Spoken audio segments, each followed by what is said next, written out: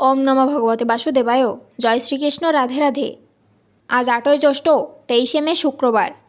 আজকের দিনে সম্পন্ন হচ্ছে জ্যৈষ্ঠ মাসের কৃষ্ণপক্ষের অন্যতম শ্রেষ্ঠ একাদশী অপরা একাদশী, যা শুরু হয়েছে গতকাল রাত্রি 8:35 থেকে এবং এই একাদশী তিথি থাকবে আজ সন্ধ্যা 6:24 পর্যন্ত। অনেকেই হয়তো আজকের দিনে এই অপরা একাদশীর ব্রতটি পালন করছেন, ভগবান শ্রীহরির উদ্দেশ্যে পূজা নিবেদন করছেন। আজ যদি এই অপরা একাদশী পালন করে থাকেন, তাহলে এই একাদশীর ব্রতকথাটি অবশ্যই শ্রবণ করা প্রয়োজন। আপনারা নিশ্চয় জানেন যে একাদশীর ব্রত তখনই সম্পন্ন হয় যখন সেই একাদশীর ব্রতকথাটি শ্রবণ করা হয়।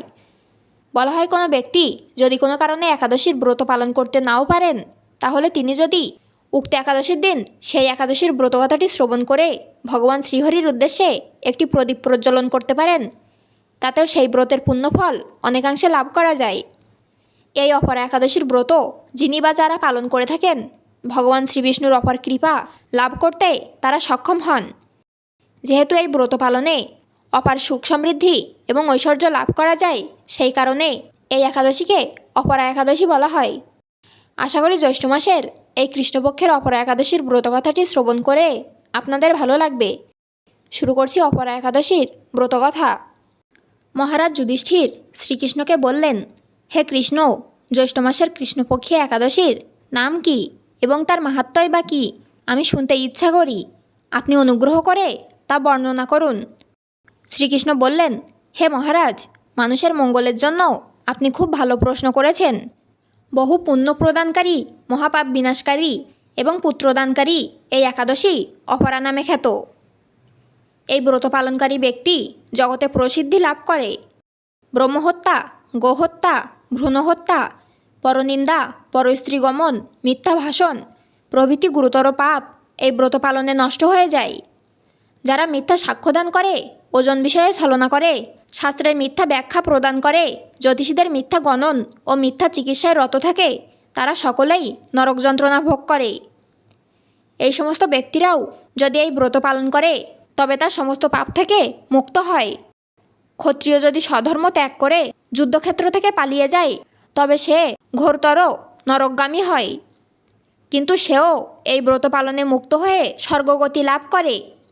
মকর রাশিতে সূর্য অবস্থানকালে মাঘ মাসে প্রয়াণ স্নানে যে ফল লাভ হয়, শিবরাত্রিতে কাশীধামে উপবাস করলে যে পুণ্য হয়, গয়াধামে বিষ্ণু পাদপদ্মে পিণ্ডদানে যে ফল পাওয়া যায়, সিংহরাশিতে বৃহস্পতির অবস্থানে গৌতম নদীতে স্নানে, কুম্ভে কেদারনাথ দর্শনে, বদ্রিকাশ্রম যাত্রায় ও বদ্রীনারায়ণ সেবায়, সূর্যগ্রহণে, কুরুক্ষেত্র স্নানে, হাতি ঘোড়া স্বর্ণদানে এবং দক্ষিণাসহ যজ্ঞ সম্পাদনে যে ফল লাভ হয়, এই ব্রত পালন করলে অনায়াসে সেই সকল ফল লাভ হয়ে থাকে। এই অপরা ব্রত পাপরূপ বৃক্ষের কুঠারস্বরূপ, পাপরূপ কাষ্ঠের দাবাগ্নির মতো, পাপরূপ অন্ধকারের সূর্য সদৃশ এবং পাপহস্তির সিংহস্বরূপ। এই ব্রত পালন না করে যে ব্যক্তি জীবন ধারণ করে জলে বুদবুদের মতো, তাদের জন্ম মৃত্যু কেবল সার হয়। অপরা একাদশীতে উপবাস করে বিষ্ণু পূজা করবে, সর্বপাপ মুক্ত হয়ে বিষ্ণুলোকে গতি লাভ হয়। এই ব্রতকথা পাঠ ও শ্রবণ করলে সহস্র গোদানের ফল লাভ হয়।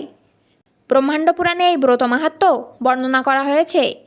শাস্ত্রমতে প্রাচীনকালে মহিধ্বজ নামক এক ধর্মাত্মা রাজা ছিলেন। তার ছোট ভাই বজ্রধ্বজ পাপী ও অধর্মী ছিল। রাতের অন্ধকারে নিজের বড় দাদার হত্যা করে দেয় বজ্রধ্বজ। এরপর মহিধ্বজের মৃত শরীরকে জঙ্গলে নিয়ে গিয়ে অশ্বত্থ গাছের তলায় পুঁতে দেয়। অকাল মৃত্যুর কারণে ধর্মাত্মা রাজা প্রেতযোনিতে প্রবেশ করেন। প্রেতরূপে সেই অশ্বত্থ গাছে বাস করতে শুরু করেন রাজা। সেই পথে যেই যাতায়াত করত, তাদের বিরক্ত করত ওই প্রেত। একদিন সৌভাগ্যবশত সেই পথ দিয়ে ধৌম নামক এক ঋষি যান। ঋষি প্রেতকে দেখে নিজের তপবলে সব জানতে পারেন। রাজাকে প্রেতজনি থেকে মুক্তি দেওয়ার কথা ভাবেন ওই ঋষি। তারপর প্রেতকে অশ্বত্থ গাছ থেকে নামিয়ে পরলোক বিদ্যার উপদেশ দেন। সংযোগবশত সেই সময় জ্যৈষ্ঠ মাসের একাদশী তিথি ছিল। সেই উপবাসের ফলে প্রাপ্ত পুণ্য তিনি রাজাকে অর্পণ করেন। এই পুণ্যের প্রভাবে রাজা প্রেতজনি থেকে মুক্ত হন এবং দিব্যদেহ ধারণ করে স্বর্গে গমন করেন। একাদশী ব্রত পালনের প্রকৃত উদ্দেশ্য কেবলমাত্র উপবাস করা নয়, বরং নিরন্তর ভগবানের নাম স্মরণ, মনন ও শ্রবণ কীর্তনের মাধ্যমে একাদশীর দিন অতিবাহিত করতে হয়। আর তাও যদি কোনো কারণে সম্ভব না হয়, তাহলে এই ব্রতকথা শ্রবণ করেও ভগবানের উদ্দেশ্যে সন্ধ্যাবেলায় যদি একটি প্রদীপ প্রজ্বলন করতে পারেন, তাতেও এই ব্রতের পুণ্যফল লাভ করতে সক্ষম হওয়া যায়।